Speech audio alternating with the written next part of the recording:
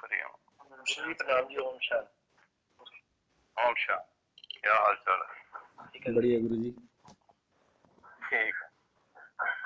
ओम शांति गुरु जी। हाँ हाँ ओम शांति। थोड़ा लेट हो गए, कोई ना। हाँ तो अध्याय 5 है कर्म योग। गीता का अध्याय 5 कर्म योग। तो हम 13वां श्लोक बोलते हैं। जब देहधारी जीवात्मा अपनी प्रकृति को वश में कर लेता है और मन को समस्त कर्मों का परित्याग कर देता है, तब वह 9 द्वारा वाले नगर में बिना कुछ किए कराए सुखपूर्वक रहता है। एक आप और नूर जी अपने साउंड को बंद करो।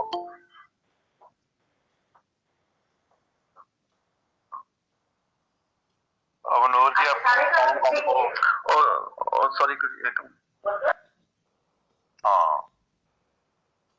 कर्मों का परित्याग कर देता है तब वह 9 द्वारों वाले नगर में बिना कुछ किए कराए सुखपूर्वक रहता है। तो यहाँ तक हमने बात की थी पिछले रविवार को कि ये जो हमारा शरीर है इसमें 9 द्वार हैं। ये 9 द्वार वो हैं जहां से हम भीतर से बाहर की ओर संसार के साथ जुड़े रहते हैं। 2 आंखें हैं, 2 कान, 2 नासिका के छिद्र हैं, मुंह, उपस्थ, गुदा। तो ये जो है इन्हीं के द्वारा हमें संसार का अनुभव होता है। तो इसके बारे में वो कह रहे थे कि इनको वश में कर लेना है। तो मन से जो सभी कर्मों का वो पहले चाहता था फल उसका परित्याग करता है, उसको त्याग देता है। आपके अपने किए हुए कर्म के फल की इच्छा नहीं करता है वो, तो फिर भी वो बिना कुछ किए कराए इस शरीर में सुख पूर्वक निवास करता है। भाव के अपनी जीवन लीला को अंत तक ले जाता है सुख पूर्वक। तो आगे का श्लोक था 14वां श्लोक है। शरीर रूपी नगर का स्वामी देहधारी जीवात्मा ना तो कर्म का सृजन करता है, ना लोगों को कर्म करने के लिए प्रेरित करता है, ना ही कर्म फल की रचना करता है। ये सब तो प्रकृति के गुणों द्वारा ही किया जाता है। तो इसमें वो वही 3 जो गुण योग शास्त्र के दौरान हमने समझे थे, सत्व, रजस और तमस, ये 3 गुणों के द्वारा ही पूरी प्रकृति संचालित है, पूरा ब्रह्मांड संचालित है। इन्हीं में थोड़ा बहुत आगे पीछे होता है इनका अनुपात, तो सृष्टि में हलचल होती है। अगर ये सारे अपने बैलेंस स्थिति में आ जाए, ये तीनों गुण, तो ये सृष्टि समाप्त हो जाए, यानी उसका प्रलय हो जाए। तो दोबारा से लय में आने के लिए इन्हीं में दोबारा से विषम स्थिति उत्पन्न होनी होगी, यानी जो इनका आपस में रिलेशन है सत्व, रजस और तमस का, इसमें थोड़ा बहुत ऊपर नीचे होना चाहिए। तो कहने का यहाँ इस श्लोक में वो कहना चाह रहे हैं भगवान श्री कि देखिए ये जो शरीर रूपी नगर जो पिछले श्लोक में बताया है, जिसके 9 द्वार बताए गए, इसका जो स्वामी है वो जीवात्मा जो भीतर है, वो कर्म नहीं करता है, वो वास्तव में देखने वाला है, दृष्टा है। वो आप भी कर्म नहीं करता है, ना दूसरे लोगों को ये कर्म करने के लिए प्रेरित ही करता है, ना ही उसके कर्म फल की कोई इच्छा होती है। ये सब तो ये जो 3 गुण बताए गए हैं इन्हीं के द्वारा संचालित दृष्टि में अनंत पूर्वक रहता है। उसका मन शांत रहता है, क्योंकि वो समझ गया है कि मैं करने वाला हूं ही नहीं, जो करता है तो कर्म का फल उसी की ओर चला जाता है। तो भगवान को समर्पित होते हैं इसके कर्म, तो इसका फल भी भगवान श्री के द्वारा प्रसाद के रूप में वो ग्रहण करता है।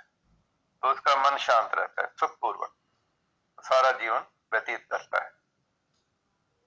तो 15वां श्लोक है, परमेश्वर ना तो किसी के पापों को ग्रहण करता है ना पुण्यों को, किंतु सारे देहधारी जीव उस अज्ञान के कारण मोहग्रस्त रहते हैं जो उनके वास्तविक ज्ञान को आच्छादित किए रहता है।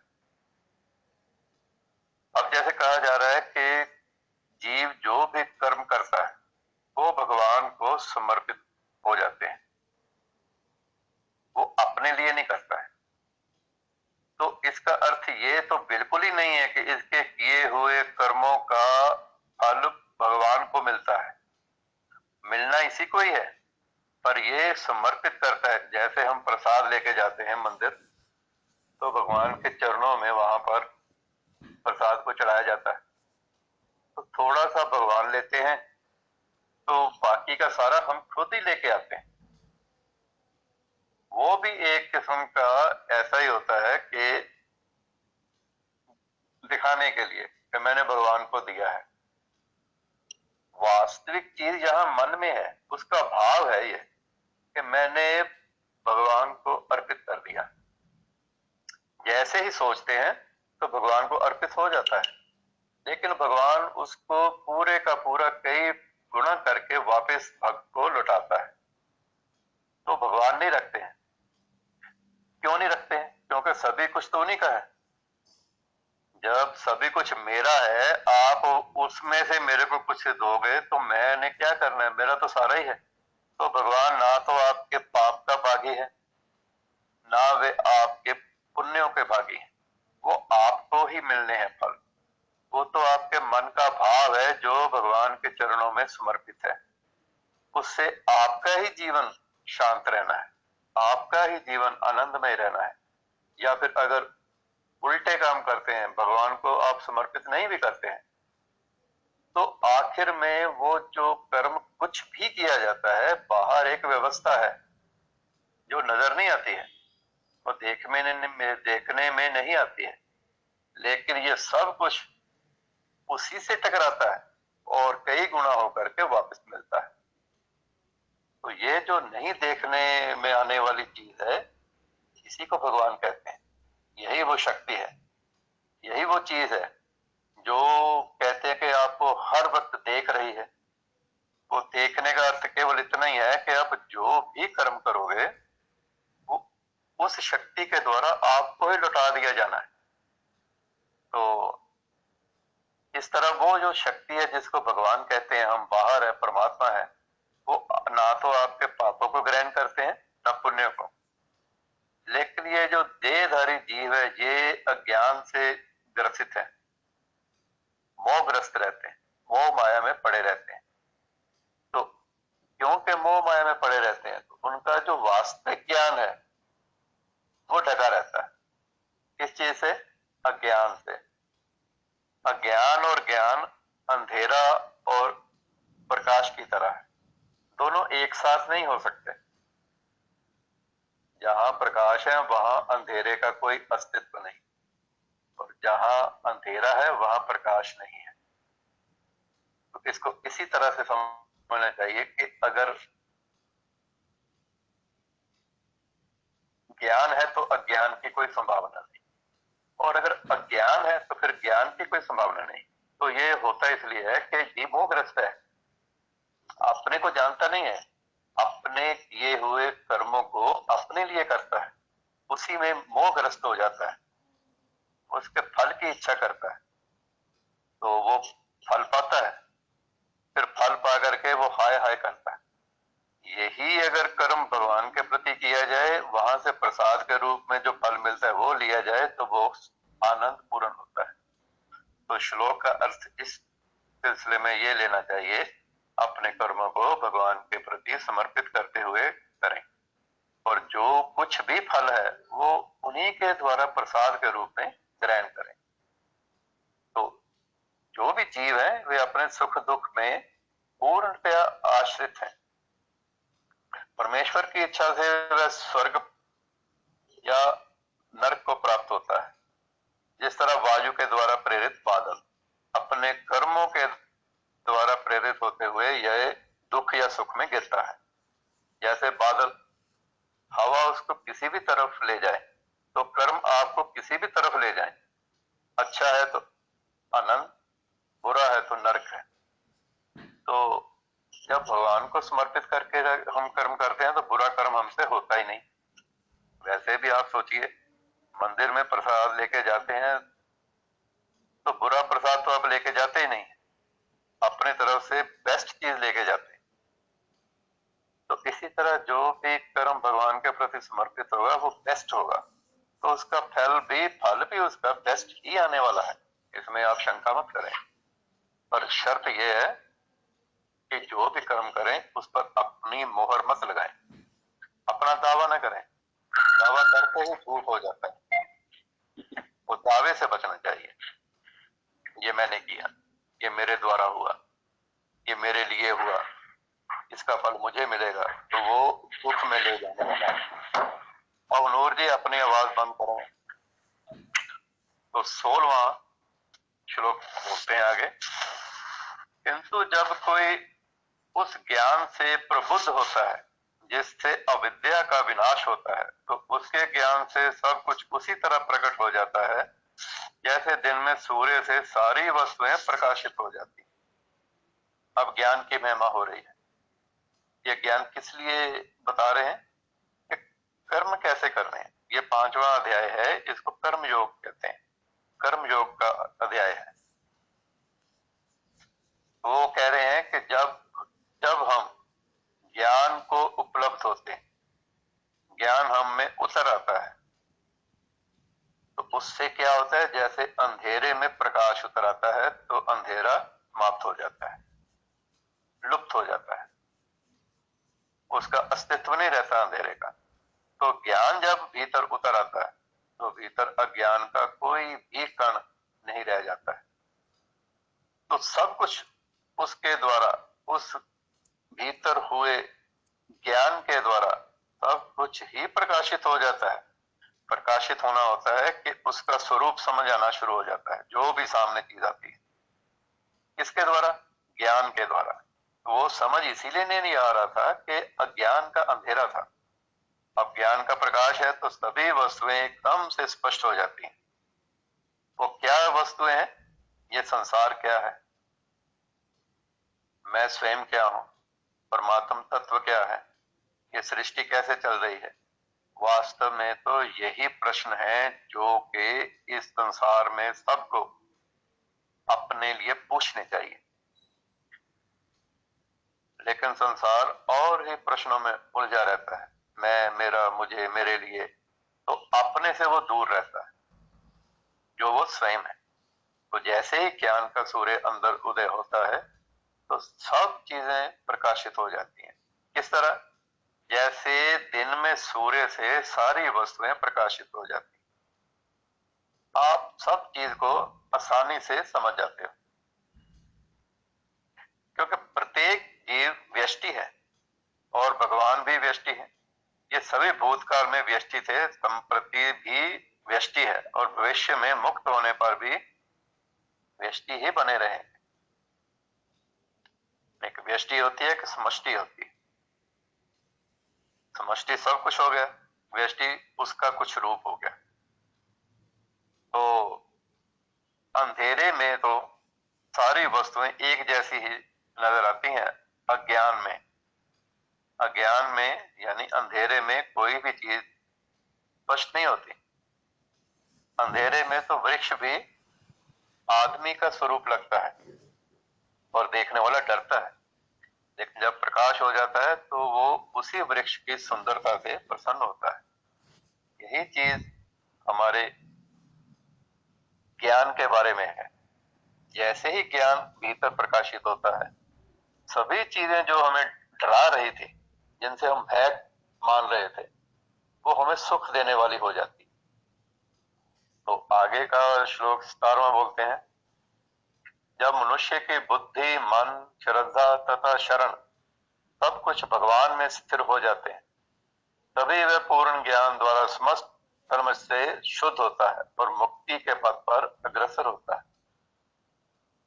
अब ज्ञान की पराकाष्ठा और उसका फल बता रहे हैं कि जब मनुष्य की बुद्धि, मन, श्रद्धा तथा शरण ये सब भगवान में स्थिर हो जाते हैं, स्थिर में हो जाने का अर्थ है 24 आवर आपकी बुद्धि, मन, श्रद्धा और आप जो जिससे शरण जाते हैं वो सब भगवान में ही आपको नजर आना शुरू होता है। 24 आवर आप भूलते नहीं। आप भगवान को जिस तरह से आपने समझ लिया है तत्व के रूप से, आप उसको भूलते नहीं है। आप किसी तरह से भी समझे, वो बात एक ही समझेंगे आप कि परमात्मा तत्व के दृष्टि से कैसा है। तो वो जो है आपने समझ लिया, वो आप 24 आवर याद रखते हैं, उसको भूलते नहीं है। आपकी बुद्धि उसी में लगी रहती है, मन आपका उसी में विश्राम पाता है। श्रद्धा, आपको डाउटलेस जो विश्वास है वो भगवान में दृढ़ हो जाता है। और फिर आखिर में शरण, आप समर्पण करके उसकी शरण प्राप्त करते हैं। शरण का अर्थ है कि भगवान ने तो रामायण में कहा है, जो मेरी शरण में आ गया वो चाहे महापापियों से भी पापी है, मैं उसको छोड़ता नहीं हूं, मैं उसका उद्धार ही करता हूं। तो यहां भी वो यही कह रहे हैं कि उसको शरण मिलती है, फिर आश्रय मिलता है, सहारा मिलता है भगवान के चरणों में। तो वह पूर्ण ज्ञान द्वारा समस्त कलमश से शुद्ध होता है। पूर्ण ज्ञान क्या था? ये शरीर और जो चेतन तत्व है उसमें जो भेद है उसको भली भांति समझ लेना, देख लेना, अनुभव कर लेना, ये पूर्ण ज्ञान है। तो जब ये पूर्ण ज्ञान प्राप्त हो जाता है, ये कैसे प्राप्त होता है? किसी पूर्ण ज्ञान प्राप्त महात्मा से प्रसाद के रूप में। तो सब तरह के जो कल्मश है, क्लेश है, दुख है, नेगेटिविटी है, ये सब के सब दूर हो जाते हैं और शुद्ध होते हैं, और मुक्ति का जो मार्ग है उसके ऊपर हम आगे बढ़ते हैं। तो सारी महिमा क्या है? ज्ञान की, पूर्ण ज्ञान की। आगे का श्लोक बोलते हैं, विनम्र साधु पुरुष अपने वास्तविक ज्ञान के कारण एक विद्वान तथा विनीत ब्राह्मण, गाय, हाथी, कुत्ता तथा चांडाल को समान दृष्टि से देखते हैं। अब ज्ञान की महिमा बताते हैं, इसका उसका जिसके भीतर पूर्ण ज्ञान उतर आया है उसके लक्षण कैसे होते हैं, अब वो बता रहे हैं। पहली बात तो ये हो जाती है कि वो पोलाइट हो जाता है, विनम्र साधु पुरुष। विनम्र साधु पुरुष, वो जो साधु ही हो जाता है वो पोलाइट होता है। वो अपने वास्तविक ज्ञान के कारण, वो जो उसको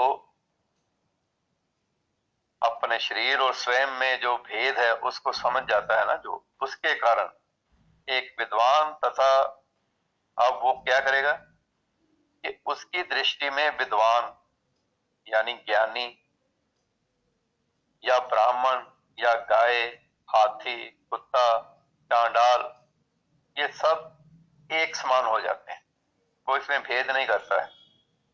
वो ब्राह्मण को ये नहीं कहता कि ये ब्राह्मण बहुत ही ऊंची अवस्था वाला जीव है, या वो ये नहीं कहता कि कुत्ता बहुत ही नीच जानवर है, या वो चांडाल, वो उसके क्रम को भी निंदा नहीं करता है, वो चांडाल की निंदा नहीं करता है, उसके लिए सब बराबर हो जाते हैं। उसके मुख से इनके प्रति कभी भी घृणा का, द्वेष का शब्द नहीं निकलता है, उसके लिए सब एक हो जाते हैं। क्यों? क्योंकि उसको पता चलता है ये सब उसी परमात्मा के अंश हैं जिसका वो स्वयं अंश है। तो ये तो सीधे मैं परमात्मा का अंश, तो ये सब भी परमात्मा के अंश, तो हम आपस में क्या हुए? आपस में भी हम उसी परमात्मा के लाडले संतान ही है। तो आपस में वो वैर भाव करता ही नहीं है, क्योंकि स्वयं है, उसको लगता है ये सब मैं ही हूं। तो आप द्वेष किससे करते हैं? जो दूसरा है। जब आप समझते हैं कि मैं कुछ और हूं, सामने वाला कुछ और है, अब आप किसी से द्वेष ईर्ष्या घृणा कर सकते। वैसे तो सबके बारे में यही विचार होगा कि ये मैं ही हूं और आप उसमें कोई भेद नहीं करते। तो आगे का श्लोक बोलते हैं, जिनके मन एकत्व तथा समता में स्थित हैं, उन्होंने जन्म तथा मृत्यु के बंधनों को पहले ही जीत लिया है। वे ब्रह्मा के समान निर्दोष हैं और सदा ब्रह्म में ही स्थित रहते हैं। वे ब्रह्म के समान निर्दोष हैं और सदा ब्रह्म में ही स्थित रहते हैं। अब ये जो ब्रह्म है, ये ब्रह्म, ये वो है जिससे सब कुछ निकला है। इसके बारे में जब गीता जी का हम समापन करेंगे तब उपनिषद का शुरू करेंगे काम। उसमें ब्रह्म के बारे में विस्तार से चर्चा है।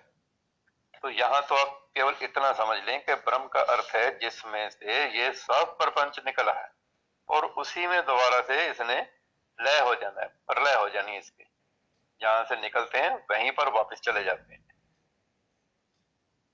तो अब पिछले श्लोक में थे कि वे सबको समभाव से देखते हैं। जिसको पूर्ण ज्ञान हो गया वो ब्राह्मण, गाय, हाथी, कुत्ता, चंडाल में कोई भी फर्क नहीं करते। तो आगे उसके बारे में कहते हैं कि जो ऐसे हो जाते हैं तो वो क्या, उनका पहला क्या उनको फल मिलता है, वो जन्म तथा मृत्यु के बंधनों को जीत जाते हैं, उनसे ऊपर उठ जाते हैं, वो दोबारा जन्म नहीं लेते हैं। कौन? जो पूर्ण ज्ञान को प्राप्त हो गए हैं। पूर्ण ज्ञान फिर बताते हैं, ये शरीर और स्वयं में जो भेद है, जो उसको जान जाता है उसको पूर्ण ज्ञान हो गया समझते हैं। तो ऐसा पूर्ण ज्ञान कहां से मिलता है? पूर्ण ज्ञान प्राप्त किसी महात्मा से।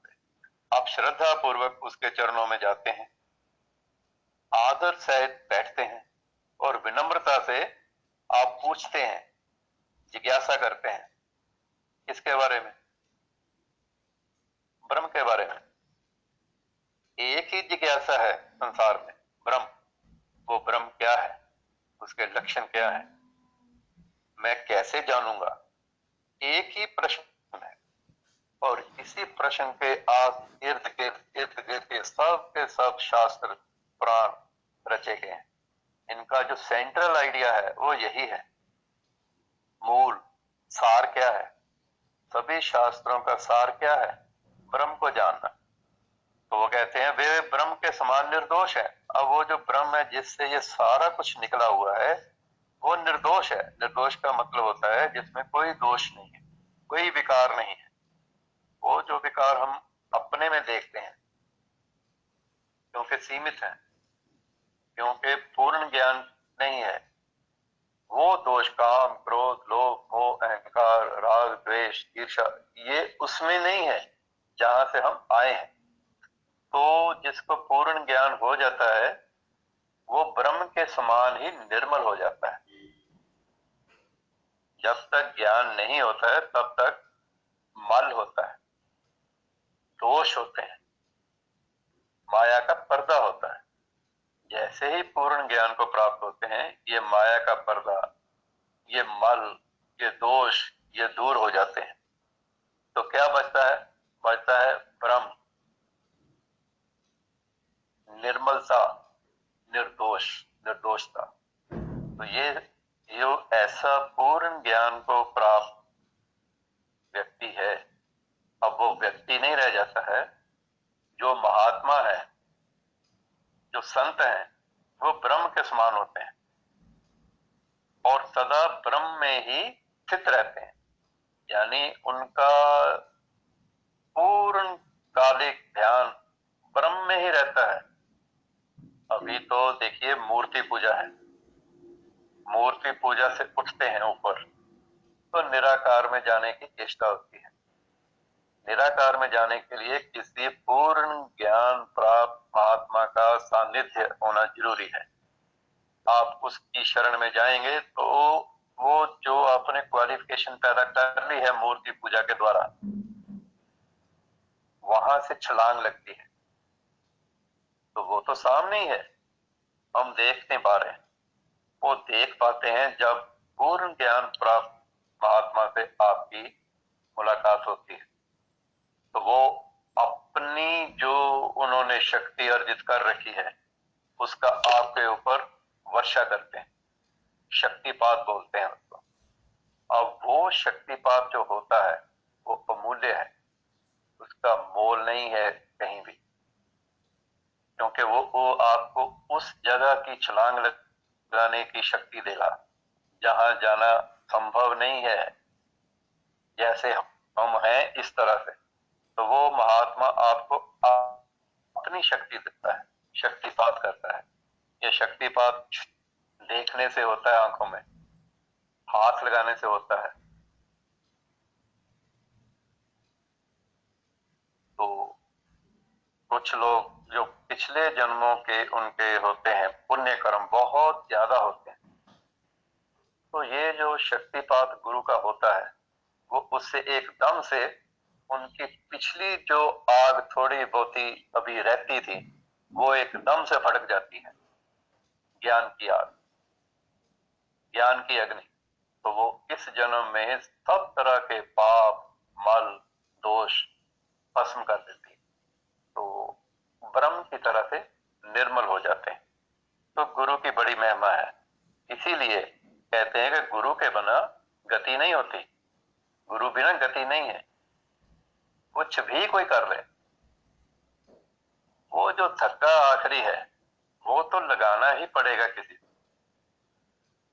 जैसे गाड़ी है, सब कुछ है उसमें, उसमें पेट्रोल भी है, इंजन भी फर्स्ट क्लास है, सब कुछ है, और वो चल नहीं रही है। वो कैसे चलेगी? कोई सामर्थ्यवान चेतन तत्व आकर के अग्नि पैदा करता है इंजन में, तो वो स्टार्ट होता है, फिर वो अपने मार्ग के ऊपर चली जाती है। तो यहाँ भी मूर्ति पूजा के द्वारा जो हम भक्ति में लगते हैं वो हमारी गाड़ी को एकदम से तैयार कर देते हैं कि गाड़ी अब बिल्कुल तैयार है, क्योंकि भक्ति में ही सब कुछ पहले आता है। पूरी क्वालिफिकेशन जो छलांग लगनी है वो भक्ति से ही शुरू होती है। तो जब भक्ति शुरू होती है पता तो होता नहीं है किसकी भक्ति करनी है, किसको देखना चाहते हैं, किसको प्राप्त करना चाहते हैं, कुछ पता नहीं है। सुनी सुनाई बातें तो अलग है, लेकिन भीतर से किसी से पूछिए उसको नहीं पता वो क्या चाहता है। तो इसीलिए वो मूर्ति पूजा में लगता है। सामने कुछ तो है ना जिसके बारे में उसको आश्वासन दिया गया है कि ये तुम्हारा इस तरह से कल्याण करेगा। जब मूर्ति पूजा की प्रकाष्ठा हो जाती है, क्लाइमैक्स आ गया, उसकी पूर्णता हो गई, तब आगे का सफर शुरू होता है ज्ञान का। तब कोई आकर के चिंगारी भड़काता है उस भक्त में ज्ञान की, फिर वो भक्त उस चिंगारी से अपने भीतर जो अग्नि पैदा करता है ज्ञान की, उससे उसके सारे मल धुल जाते हैं और वो ब्रह्म के समान निर्दोष निर्मल हो जाता है। तो आगे का श्लोक बोलते हैं, जो ना तो प्रिय वस्तु को पाकर हर्षित होता है और ना अप्रिय को पाकर विचलित होता है, जो स्थिर बुद्धि है, जो मोह रहित है और भगवत विद्या को जानने वाला है, वह पहले से ही ब्रह्म में स्थित रहता है।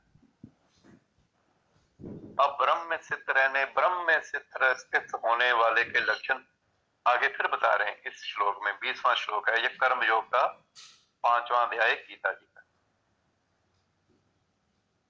तो यहाँ पर स्वरूप सिद्धि को प्राप्त जो महात्मा है उनके लक्षण बताए जा रहे हैं।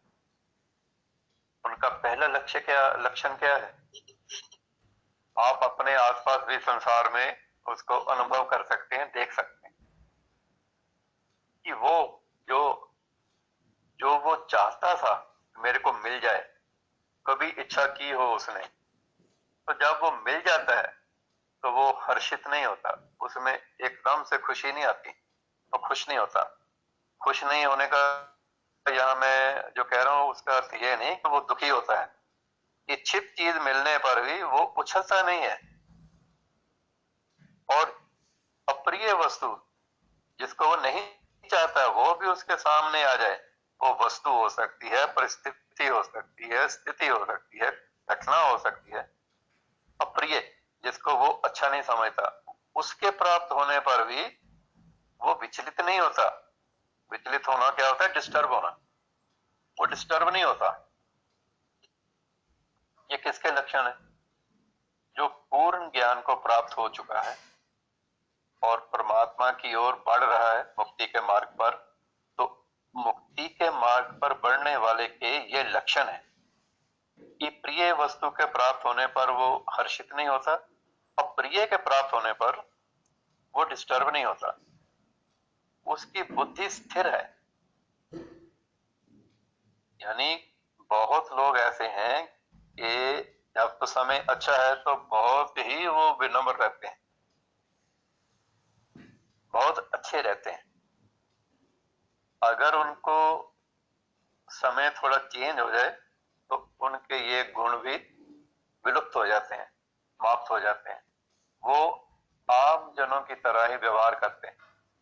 लोगों को, क्योंकि खुद प्रताड़ित हैं, तो लोगों को भी ये प्रताड़ित करके खुशी प्राप्त करते हैं कि आप भी दुखी हैं, तो लोगों को दुख देकर इनको थोड़ा आराम मिलता है, शांति मिलती है। नेगेटिविटी से इनको शांति मिलती है।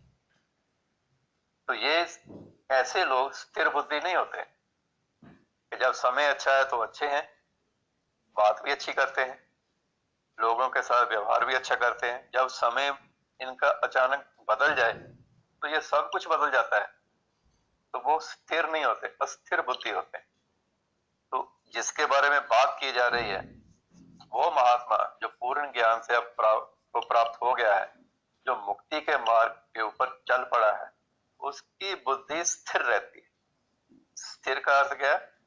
ये लोग पॉजिटिव होते हैं, आशावान होते हैं, भगवान के प्रति समर्पित भाव से होते हैं। कुछ भी फिर परिस्थिति हो जाए, घटना हो जाए, ये बदलते नहीं है। इनकी ये योग्यताएं इसी तरह रहती हैं।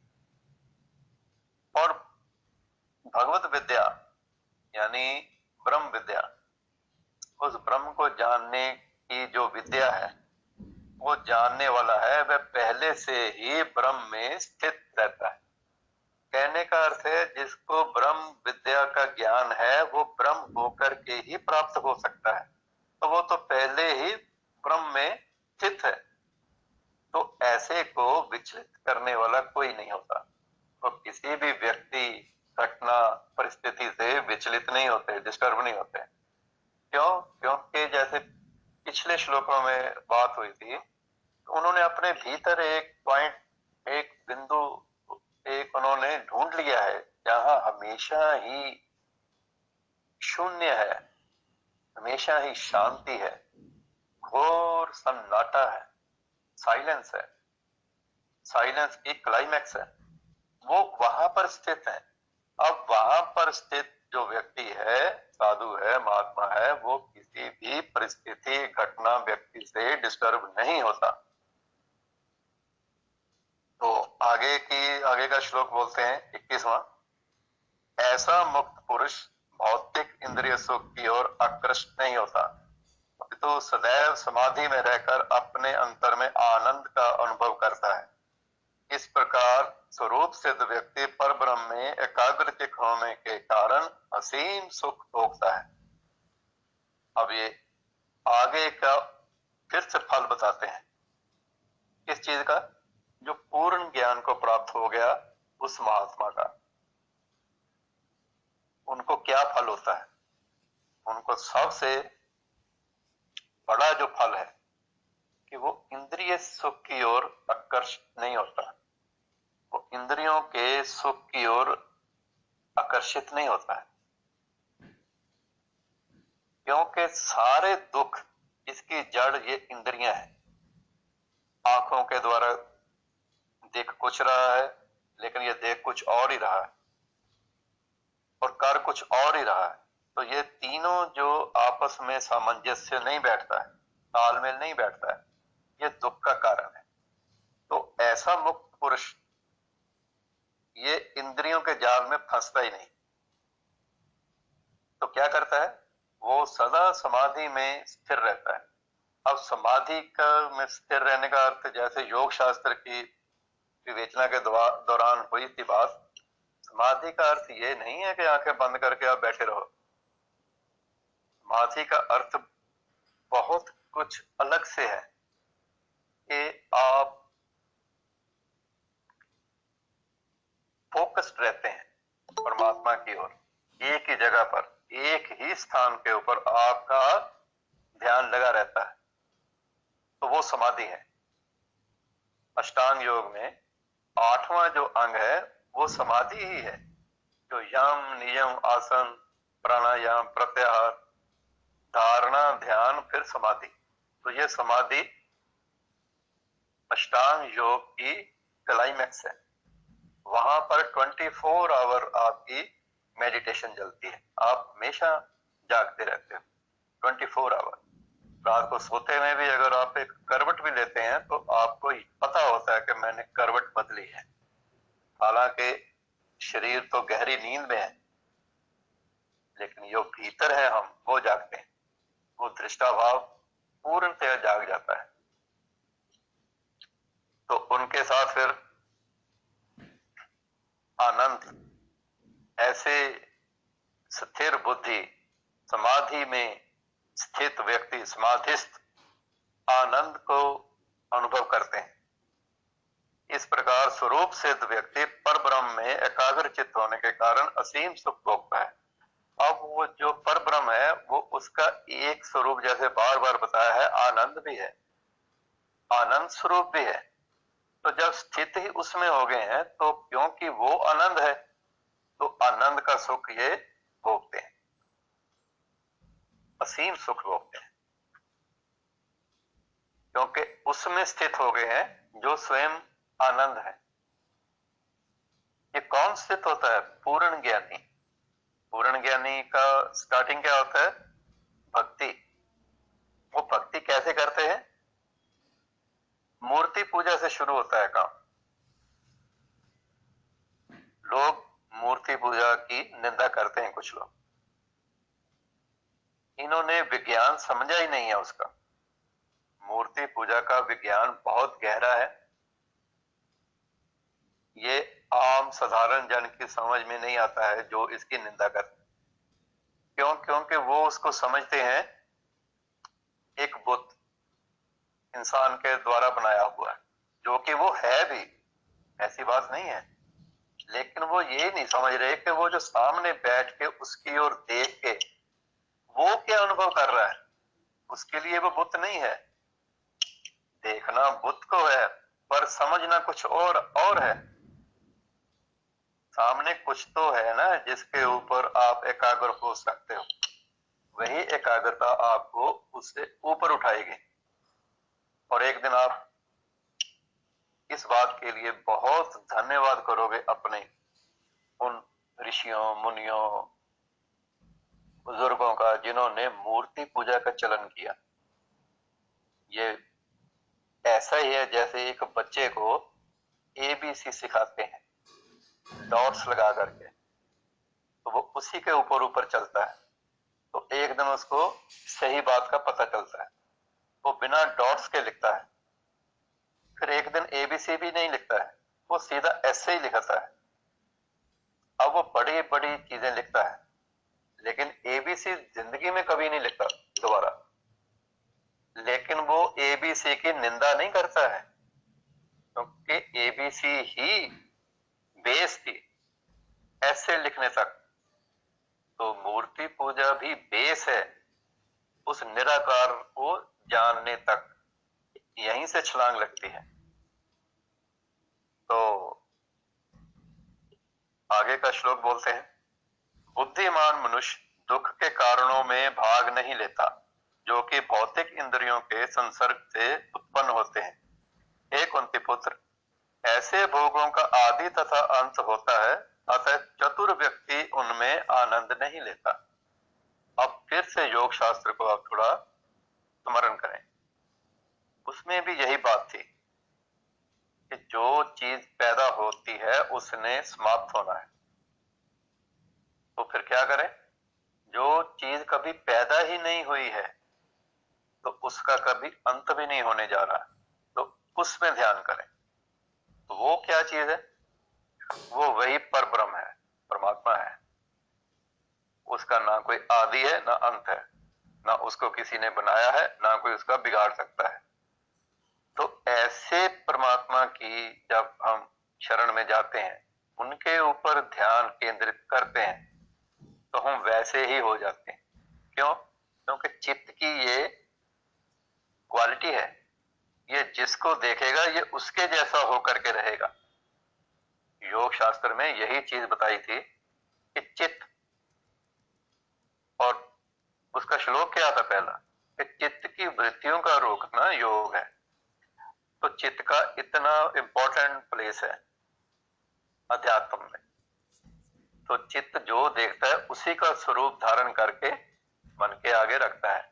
मन उसके अनुसार इंद्रियों को आदेश देता है, इंद्रियां फिर आगे अपने विषयों में भागती। तो स्टार्टिंग यहां से होती है, चित्त से।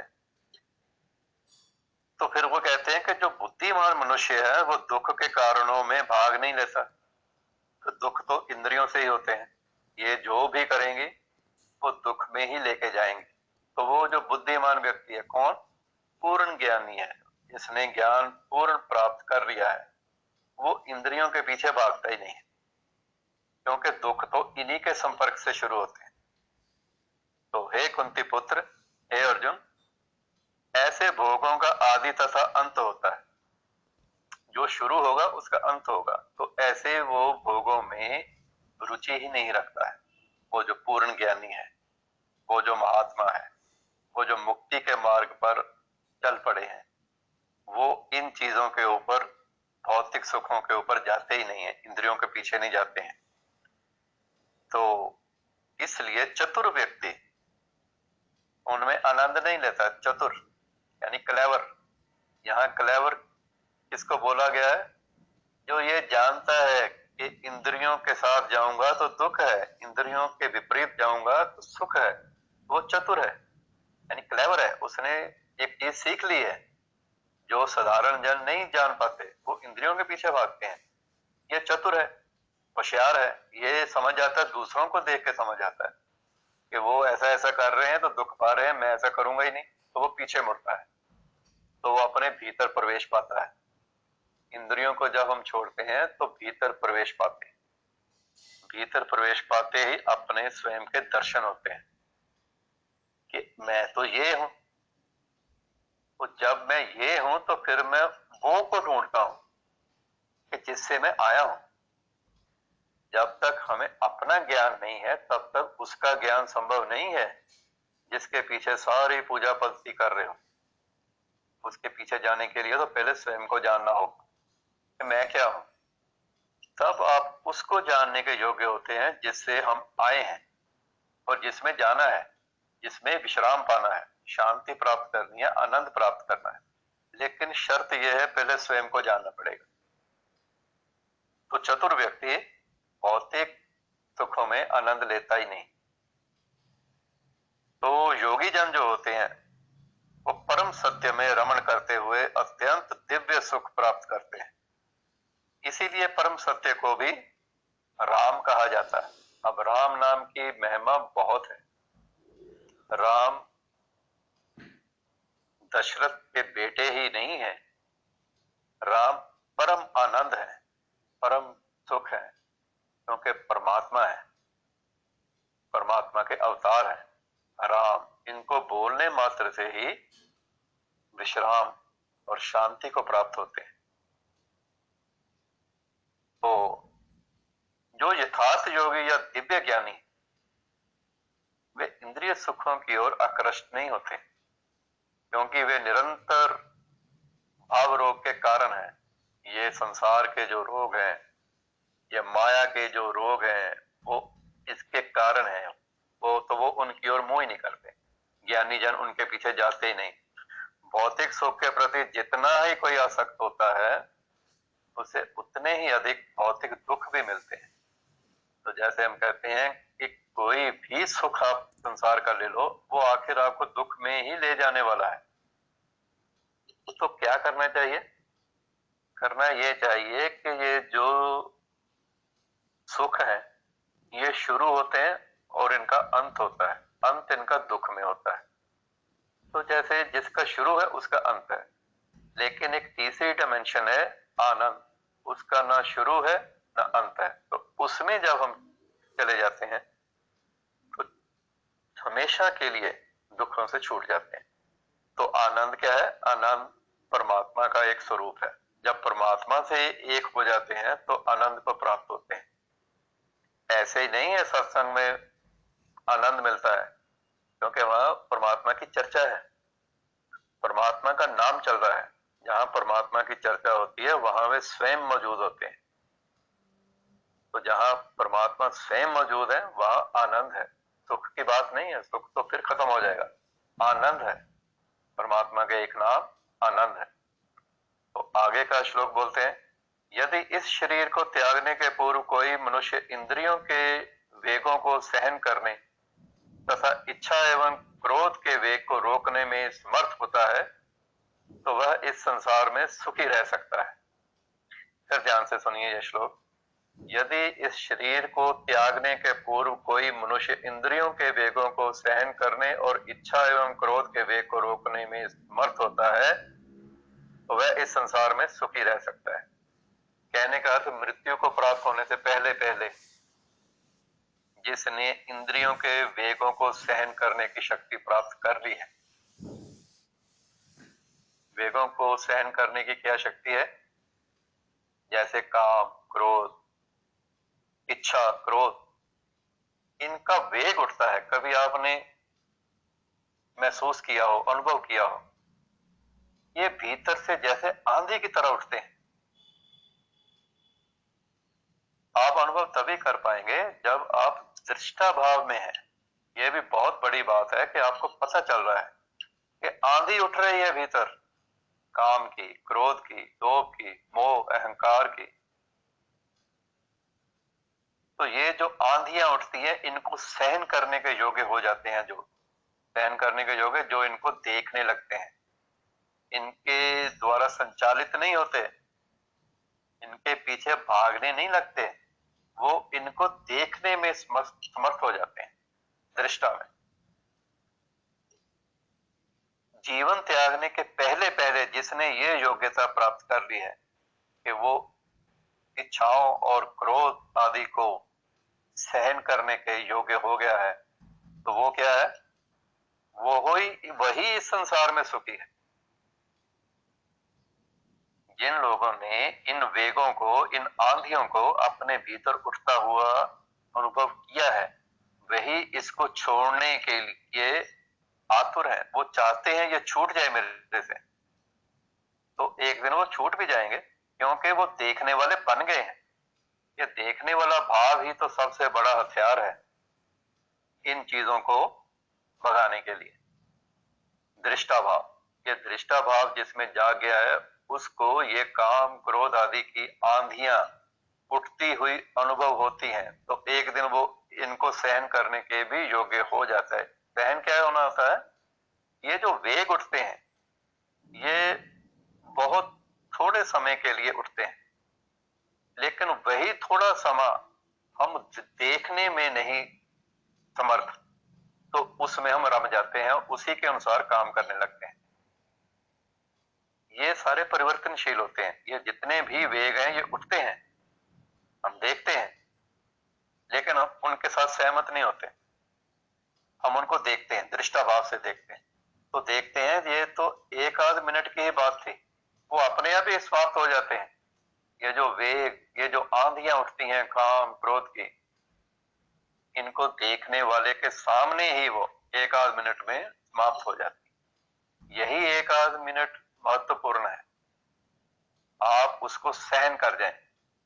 सहन कर जाए का अर्थ उसके अनुसार काम ना करने लगे, उसके अनुसार कार्य करने को ना दौड़ पड़े। तो काम, क्रोध आदि की आंधियों को आप सहन करने के योग्य हो जाते हैं, तो फिर आप इस संसार में सुख पूर्वक रहते हो।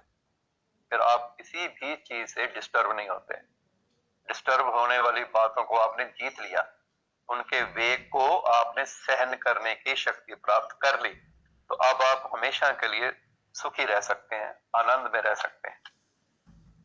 तो आगे का श्लोक बोलते हैं, 24वां श्लोक है। जो अंतःकरण में सुख का अनुभव करता है, जो कर्मठ है और अंतःकरण में ही रमण करता है तथा जिसका लक्ष्य अंतर्मुखी होता है, वह सचमुच पूर्ण योगी है। वह पर ब्रह्म में मुक्ति पाता है और अंततोगत्वा ब्रह्म को प्राप्त होता है। अब ये बहुत ही कमाल का और बहुत सर्वश्रेष्ठ मुझे लगा है ये वाला जो श्लोक है, इसको ध्यान दे, ध्यान से सुनिए। जो अंतःकरण में सुख का अनुभव करता है, जो अपने भीतर में, अपने भीतर ही सुख का अनुभव करता रहता है, वो जो योगी है, वो कभी भी उसको ये इच्छा नहीं होती कि कोई आएगा तो मैं सुखी हो जाऊंगा, ऐसी घटना घटेगी तब मैं सुखी हो जाऊंगा, मुझको ये मिल जाएगा तब मैं सुख का अनुभव करूंगा। वो ऐसी बातों से ऊपर उठ जाता है। वो अपने आप में स्वयं के द्वारा संतुष्टि का अनुभव करता है।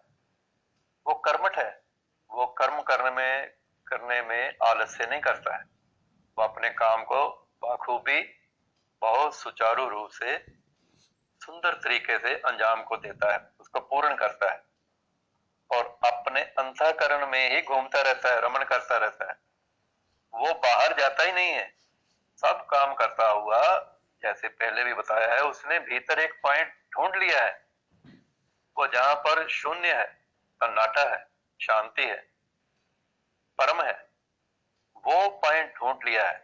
वो वहां पर रहता है और सब काम करता है। वो कर्मठ है और अपने अंतःकरण में इस तरह से उस पॉइंट के ऊपर ही टिका रहता है, शांति के पॉइंट के ऊपर, शून्य के पॉइंट के ऊपर। और उसका लक्ष्य अंतर्मुखी होता है। उसका जो लक्ष्य है लाइफ का, वो यही था कि मैंने परमात्मा को जानना है। तो परमात्मा को जानने के लिए स्वयं को जानना पड़ता है। स्वयं को जानने के लिए अंतर अपने प्रविष्टि होनी जरूरी है। तो वो हमेशा अंतर्मुखी होता है। तो ऐसा वो साधु पुरुष सचमुच योगी है। वह पर ब्रह्म में मुक्ति पाता है। उस पर ब्रह्म में जहां से वो ये सब कुछ निकला है, वो उसने पहचान लिया है, वो उसी के ऊपर टिका रहता है। उसका ही एक स्वरूप उसके भीतर है, कहीं पर उसने ढूंढ लिया है। वो एक पॉइंट है जहां पर वो शांत है। तो वो उस पर ब्रह्म में मुक्ति पाता है और अंततोगत्वा, और आखिर में ब्रह्म को प्राप्त हो जाता है।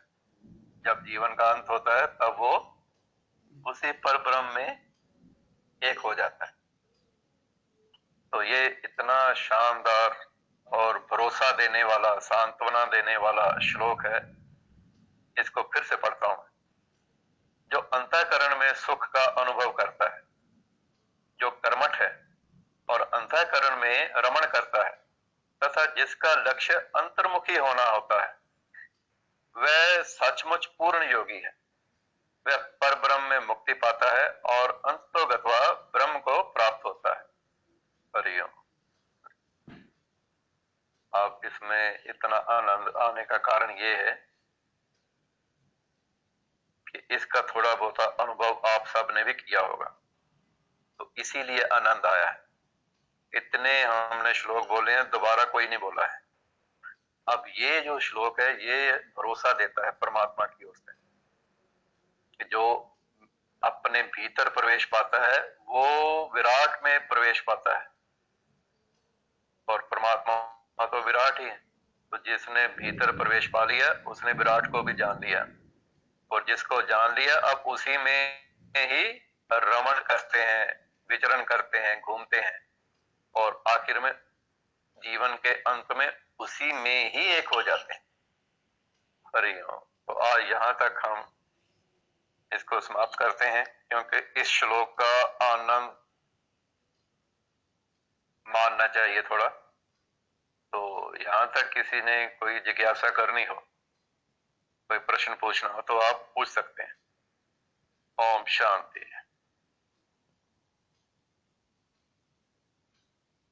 ओम शांति। नमस्ते गुरु जी।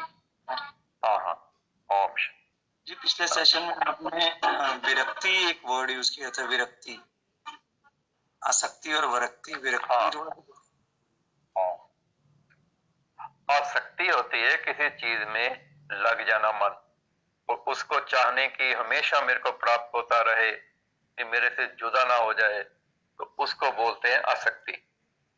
मन कहीं फंस गया है, यानी किसी चीज में अच्छी लगती है चीज, तो वो आपको आसक्ति होती। अब उसी चीज में जब आपको पूर्ण ज्ञान की स्थिति में आते हैं तो विरक्ति होती है, वो उससे ध्यान छूटता है, आप उसको हेय दृष्टि से देखते हैं, तुच्छ जानते हैं। जिस चीज के बिना अभी आप रह नहीं पाते थे, आसक्ति थी, उसी चीज को जब विरक्ति होती है परमात्मा के आनंद के कारण, तो आप उस चीज को छोड़ देते हो, उसकी ओर मुंह नहीं करते, विरक्ति हो जाती। आसक्ति और विरक्ति में यही है अंतर है। आसक्ति है किसी के साथ जुड़े रहना, जुड़े रहने की इच्छा, विरक्ति है उसको त्याग देना, उसकी ओर मुंह नहीं करना, वो विरक्ति है, वैराग्य है। ओम शांति। ओम शांति। गुरु जी प्रणाम जी। ओम शांति। हरि ओम शांति। गुरु जी अपने अंदर ਜਿਹੜਾ पॉइंट ਹੈਗਾ ਜਿੱਥੇ ਅਸੀਂ ਸਥਿਰ ਹੋ ਜਾਂਦੇ ਹਾਂ, ਸ਼ਾਂਤੀ ਦਾ पॉइंट ਹੈ, ਉਹਦੀ ਪਛਾਣ ਕਿਸ ਤਰ੍ਹਾਂ ਹੋਏਗੀ? हरिओम। उसकी पहचान यही है कि जहां पर आपको एकदम से आप साइलेंट हो जाते हैं, साइलेंट, कोई आपको बुलाना भी चाह रहा है, हिलाता भी है, आप ना बोलते हो ना विचलित होते हो, डिस्टर्ब नहीं होते।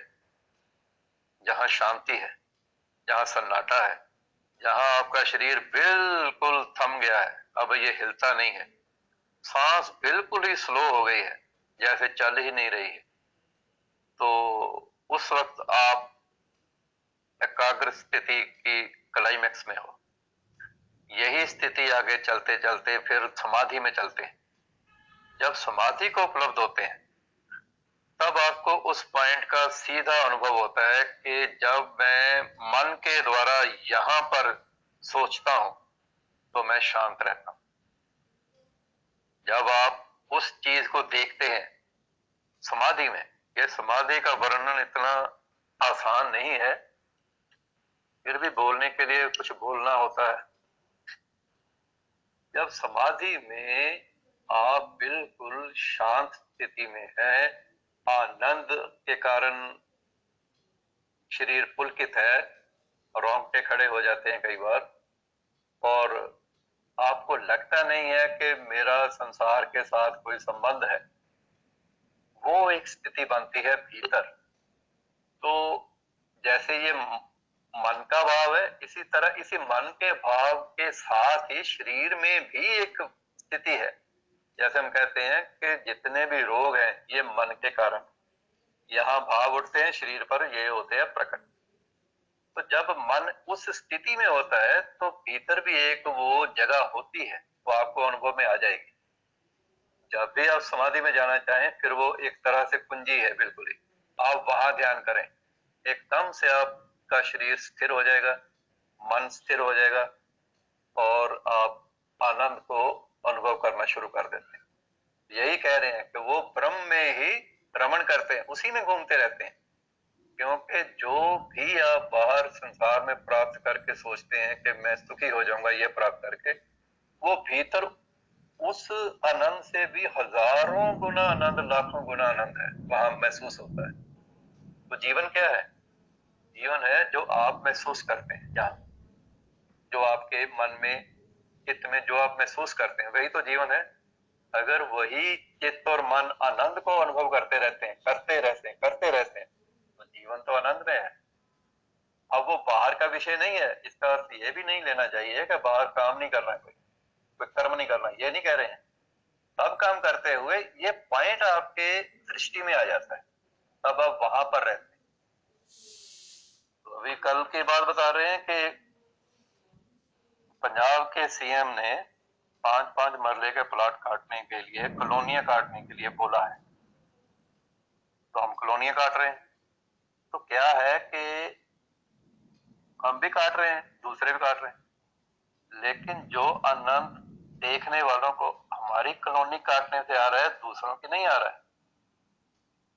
दूसरों का जो प्लान है वो हमारे प्लान के सामने बिल्कुल बेकार महसूस हो रहा है देखने वाले को। तो कारण क्या है? कारण ये है कि ये जो कॉलोनी बनाई गई है, ये हमने उस पॉइंट पे स्थित रह के बनाई, वो देखने वाले को भी आनंद देती है। हम तो आनंद में है ही। तो ये पॉइंट मिल जाता है जब एकाग्रता की क्लाइमैक्स होती है, वो ध्यान बनता है। ये ध्यान के द्वारा लिखा गया है। वो ध्यान के ऊपर फिर हम समाधि को उपलब्ध, तो वो जो पॉइंट है वो भीतर आपको मिल जाएगा एकाग्र स्थिति में। लेकिन ये सोच के मत ध्यान में जाना कि मैंने ये पॉइंट ढूंढना है, फिर वो हाथ में आने वाला नहीं है। ये ध्यान रखना जरा। ओम शांति। ओम शांति। गुरु जी ओम शांति।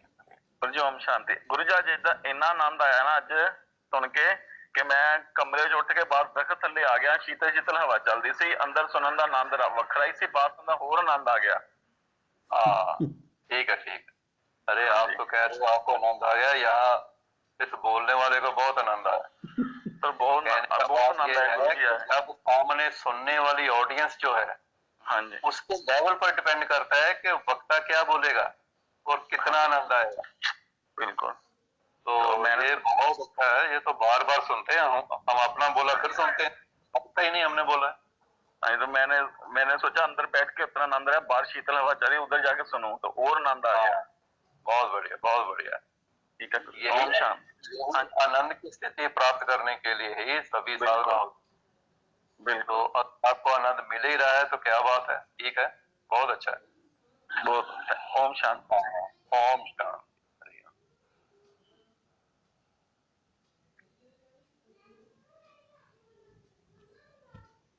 हाँ जी गुरु जी नमस्कार। ओम शांति। ओम शांति हरिया। हाँ जी गुरु जी, मैंने बस यही एक बात कहनी थी कि जो अभी आपने श्लोक बोला है जब जितनी देर से मैं आपसे जुड़ा हूँ वो सेम चीज़ ही आपसे बार बार सुनी है। वो इसमें गीता में इतना बड़ा श्लोक उसको लिखा हुआ है, मगर मैंने आपसे हमेशा यही बात सीखी और यही बात सुनी थी, और इतनी बड़ी चीज़ उसमें लिखी हुई है तो सुन के अच्छा लगा।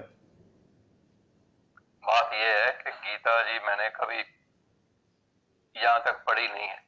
ठीक है। मैंने तीसरे अध्याय तक ही इसका सेवन किया था, और ये जो आगे बोला जा रहा है वो इतना अच्छा है। मैं बार बार अपना बोला ही सुनता हूँ हाँ जी, और हाँ इतना जी। मजा आता है। मैंने बहुत लोगों को सुना है, बहुत लोगों को सुना है, लेकिन इसकी बात ही हो रहा है। मैं ये नहीं कह रहा कि मैं बोला हूं तो अपनी तारीफ आप ही कर रहा हूँ, वो नहीं बात है।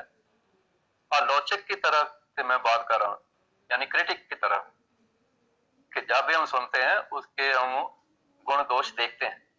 यहाँ ये अपनी बात बोल गया जी, यहाँ ये इस तरह से बोल गया जी, ये इस तरह से, वो ऐसा महसूस ही नहीं होता है। वो इतना आनंददायक है। मैं इसलिए कहता हूँ कि अगले, अच्छा आज रविवार है ना, तो उन्होंने बोला था 9 से 10 आज रात को भी करेंगे, ताकि पिछले 2 संडे का जो घाटा है वो पूरा हो जाए। तो आज रात को 9 बजे फिर हम मिलेंगे। तो ये तब तक एक बार फिर ये सुनना, तो उससे ये होता है कि पिछला आपको ना मान लो कंटिन्यूटी हो जाती है। गुरु जी ओम शांति। गुरु जी आज ना करवा चौथ रहते हैं रात 8:30-9 बजे, थोड़ी जो उधर बिजी हो सकते हैं। विधि ऐसे है कि 7:51 पर चांद निकलना है। 1 घंटे तक आप मेरा ख्याल क्लियर हो ही जाओगे। कोशिश तो फिर भी नहीं हो पाओगे तो 10 बजे कर लेंगे। ठीक है सर। 10 से 11 कर लेंगे। ठीक है गुरु जी। तो साहिल जी के कारण आज का सेशन शाम का 10 से 11 बजे होगा। हाँ जी ठीक, 10 से 11 ठीक है।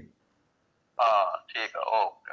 हाँ जी। तो अभी हम 5 गहरे श्वास लेते हैं, फिर 3 बार ओम बीज मंत्र का उच्चारण करेंगे, फिर ध्यान में प्रवेश करेंगे। तो सबसे पहले 5 गहरे श्वास लेते हैं।